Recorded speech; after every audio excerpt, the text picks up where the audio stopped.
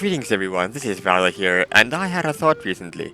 I've been documenting my character pools quite thoroughly, but I've barely been actually showcasing the characters that I've been pulling. So today, I wanted to change that a little. And what better way to show it than to complete the hardest content in the game, the Spiral Abyss Floor 12. We're not gonna worry about the Abyss blessing too much, but if it comes into play then so be it. What we're actually gonna focus on is team compatibility.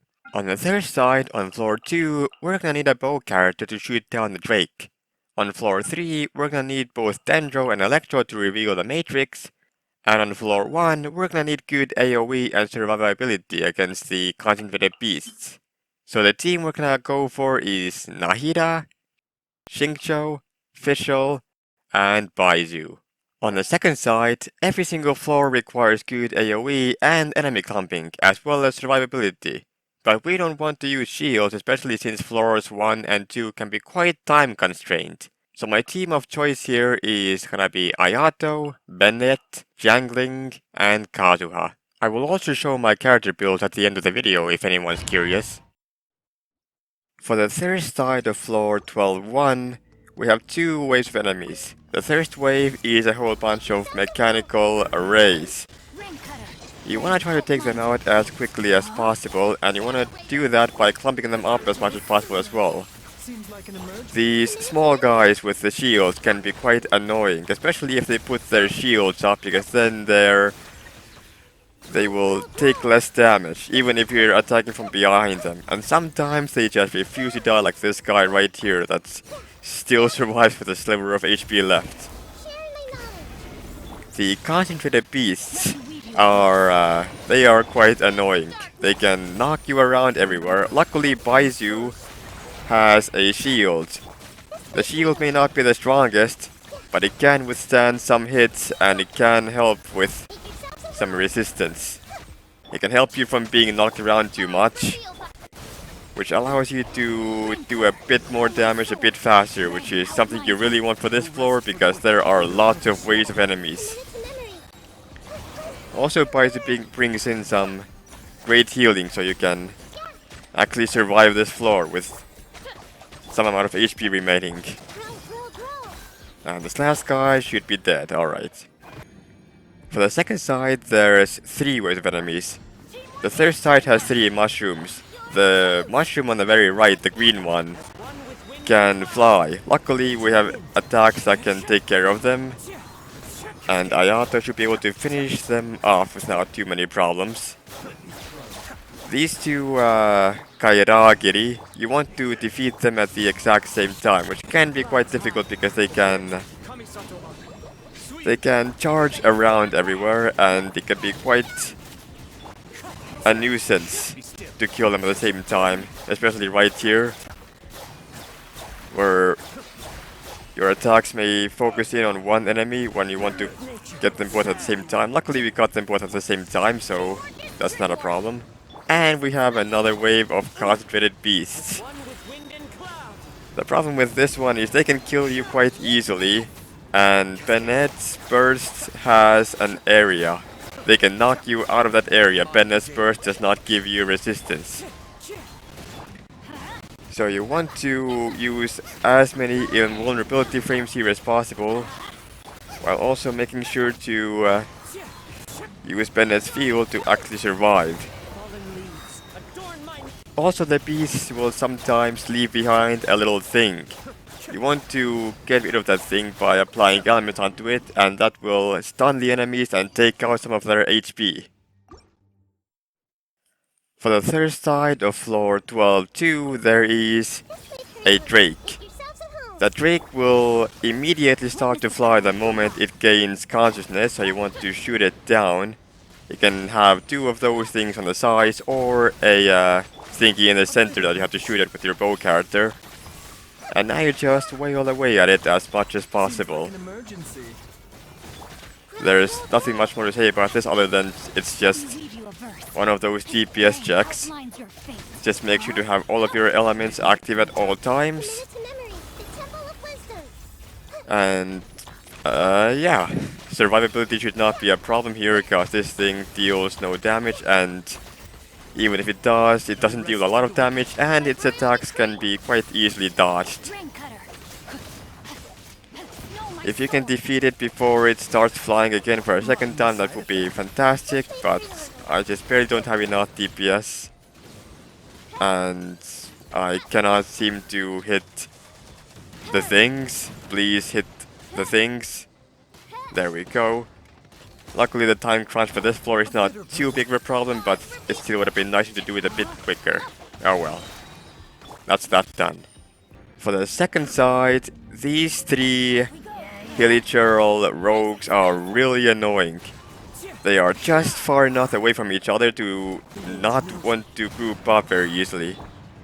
What I do here is I try to wait for some time to give them the time to clump up a little bit more. They're still not doing the greatest job at jumping up though. They are quite annoying. They can also kill you quite easily if you let them hit you. If you let them all hit you at the same time.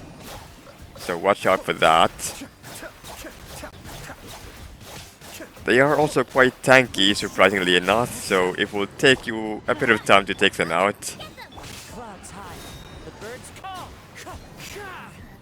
And I will start now to set up for these guys. That guy barely just died. You want to focus on the wind Eremite thirst. The other Eremites will just kind of end up in your nearby vicinity. The Anemo Eremite will prefer to attack you from a range, while the others prefer melee. So you want to focus on the Anemo one to let the other ones clump up naturally. And that is this floor donezoed.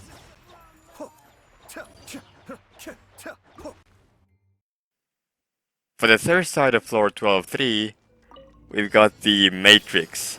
It's got quite a bit of HP, but it's not too big of a problem. It is immune a little bit at thirst, so don't use your skills too early because you're not gonna regenerate energy.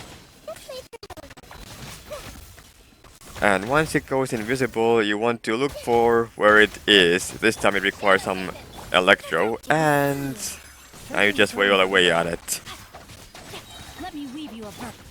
You can cause the Matrix to become visible again by applying one instance of electro and one instance of dendro on it. By activating the, I think it's called the quicken reaction. If you have a hyperbloom team, this should be no problem. You're probably even going to deal damage fast enough sometimes to not go through another invisibility phase. Unfortunately, it didn't happen this time.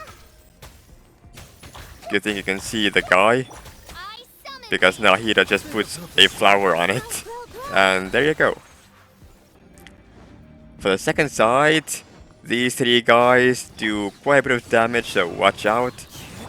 Use your abilities and use your invisibility frames to do your thing. Especially watch out for the cryo one, which I think is called the... which one? Galloping Frost. The Frost one can deal quite a bit of damage, so you want to watch out for that. You want to avoid his attacks by using other Kazuha's E or invisibility frames. And other than that, you just want to clump them up and just go absolutely ham. And hopefully not be infused with cryo, making your attacks way slower than they really should be. But it is what it is. And now one of them is dead, which means two of them are only left. And with that, things should be fine. We have 56 seconds remaining. It's that easy. For those who are curious about my character builds, my Nahida is focused on elemental mastery. She has the thrilling tails to provide a buff to potentially Xingqiu to deal more damage.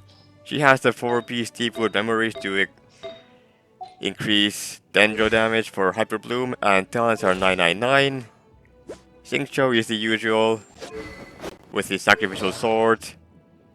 A 4-piece Noblest could also be Emblem of Severed Fate, but I don't have those artifacts. C6 of course with 999 or 91212. I could level up the burst to level 10 to be honest. Fischl is focused on elemental mastery with a stringless. She has the instructor set which provides more elemental mastery to deal more damage. C6. And last but not least, Baizhu, I just recently got you. You're focused on HP to provide for the team with the prototype Amber. And yeah, you have just a mix of artifacts that are not the greatest, but it is what it is. For the second team, we've got a DPS Ayato with pretty decent stats. We've got the R5 Blackcliff Sword. We've got 4-piece Gladiator with a pretty decent higher damage bonus goblet. We've got Bennett, who is of course focused on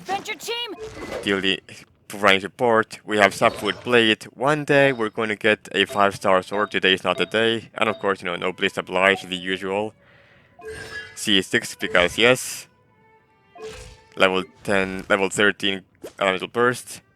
Xiangling with R5 catch and Emblem of Third Fate. Could use better stats. One day I will grind that out a bit more. And last but not least, we've got Kazuha. I could have used Iron Sting, but I ended up using Sacrificial Sword instead for more energy recharge. And yeah, the usual 4-piece VV. And that's really about it. I hope this video has satisfied someone's curiosity on how my teams perform in the Spiral Abyss, and maybe we'll do this again one day. But for the time being, I'll sign it off here. Take care, everyone.